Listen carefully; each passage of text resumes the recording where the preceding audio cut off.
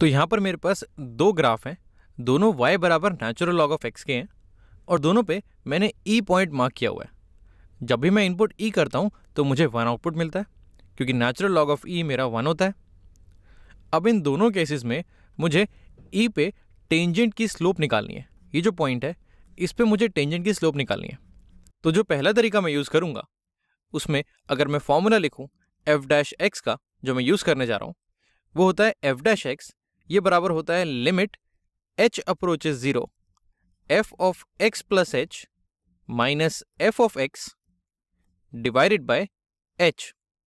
इस फॉर्मूले से मैं किसी भी पॉइंट x पे, कोई भी पॉइंट मेरा इस कर्व पे हो, जैसे मान लेते हैं ये है मेरा पॉइंट x, इस पॉइंट x पे मैं टेंजेंट की स्लोप निकाल सकता हूँ।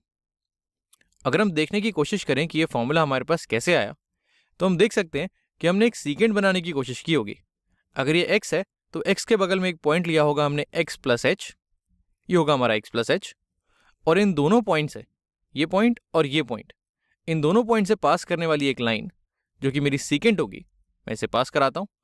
पास करने वाली लाइन जो मेरी सीकेंट होगी उसकी स्लोप निकाली होगी हमने, और स्लोप निकालने के लिए हमने चेंज इन y और चेंज इन x निकाला होगा।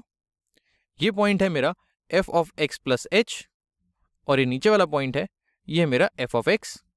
तो जो मेरा चेंज इन y है वो हो गया होगा f of x plus h minus f of x, और जो मेरा चेंज इन x है वो हो जाएगा x plus h minus x, यानी कि वो हो जाएगा मेरा x। अब ये हो जाएगी मेरी सीकेंट की स्लोप जब मैं दो पॉइंट्स ले रहा हूँ जिनके x कोऑर्डिनेट्स हैं x और x प्लस h। अब यहाँ पर अगर मैं लिमिट लगा दूँ, इस h को मैं और छोटा करता जाऊँ, तो ये पॉइंट मेरा इस पॉइंट के पास जाता जाएगा, और जितना पास मेरा पॉइंट इसके जाएगा उतना ही ये सीकेंट इस टेंजेंट जैसे दिखने लगेगी। और जब ये इस x पॉइंट के बिल्कुल पास आ जाएगा तो मैं बोल सकता हूँ कि जब मेरा लिमिट h अप्रोचिंग 0 हो जाएगा तो ये जो चीज़ मैंने यहाँ पर लिखी हुई है ये मेरी टेंजेंट की स्लोप हो जाएगी। अब यहाँ पर हमें दिया हुआ है function natural log of x, तो अगर f(x) की जगह मैं नेचुरल लॉग ऑफ x डालूँ तो मेरे पास f डैश x हो जाएगा। जो मेरा f डैश x है ये बराबर हो जाएगा limit h approaching 0 f of x plus h। ये x प्लस h अगर मैं नेचुरल लॉग ऑफ x में डालूंगा तो ये हो जाएगा natural log of x plus h minus f of x, यानी कि natural log of x divided by h। ये हो जाएगा मेरा f डैश x। अब ये मेरा फॉर्मूला हो जाएगा किसी भी पॉइंट पे टेंजेंट की स्लोप निकालने का, लेकिन मुझे निकालना है e पॉइंट पे स्लोप। तो अगर मैं x की जगह e डालूं, अगर इसी फॉर्मूले में मैं x की जगह e डालूं तो मेरा f डैश e ये आ जाएगा limit h approaching 0 natural log of, यहाँ मैं लिखता हूँ नेचुरल लॉग ऑफ x की जगह मैं e डाल दूंगा तो ये हो जाएगा e plus h minus natural log of, यहाँ पर फिर से x की जगह e डाल दूंगा तो ये हो जाएगा natural log of e divided by h। यहाँ पर मैंने x की जगह e डाल दिया है और यहाँ पर भी।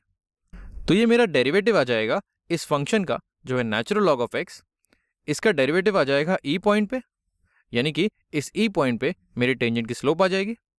दूसरा तरीका मैं ये लगा सकता हूँ, मैं बोल सकता हूँ कि इस e पॉइंट पे अगर मैं एक सीकेंड बनाऊँ, मान लेते हैं मेरा एक दूसरा पॉइंट है x यहाँ पर, और इसके लिए मेरा फंक्शन यहाँ पर बनता है ये है f ऑफ x।